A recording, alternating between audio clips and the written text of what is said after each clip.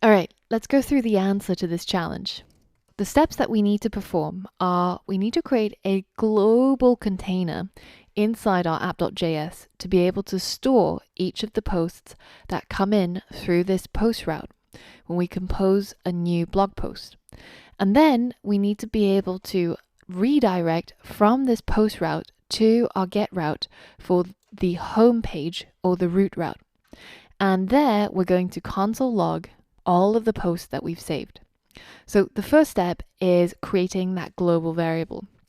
You might have created something using a var, and we said that we should call it posts, which is plural, to save all of our individual posts.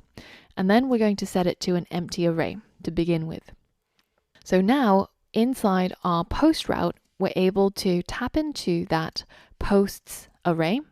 Remember the S, and then we're going to use the push method to add elements into the array. And you can easily find this out if you Google for how to add new items to array, for example. There's a lot of methods and a lot of keywords, but you don't have to remember any of them. Remember that programming is just like an open book exam.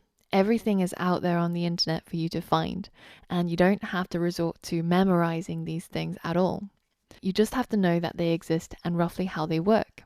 So now let's use this method, push, to add our new post item into it.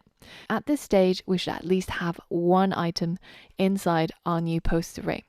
Next, it's time to use res.redirect in order to send our user back to the home page or the root route.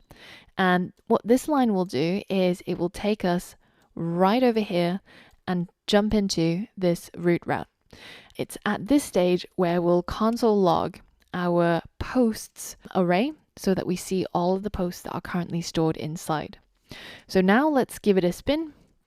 If we head over to our compose page and we add some mumbo jumbo in here, hit publish, we get redirect back to the home route, and inside our console, we get that new post printed, and you can see that denoted by these square brackets, this is inside an array.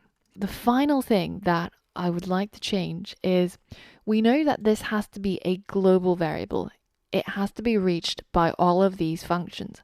So this is why it's right up at the top and it's outside of any of these other functions. The only thing I would change about this, as we mentioned many times before, instead of using a var, you want to go from a let. So a let is a safer version of a var. So this is the solution to challenge 11.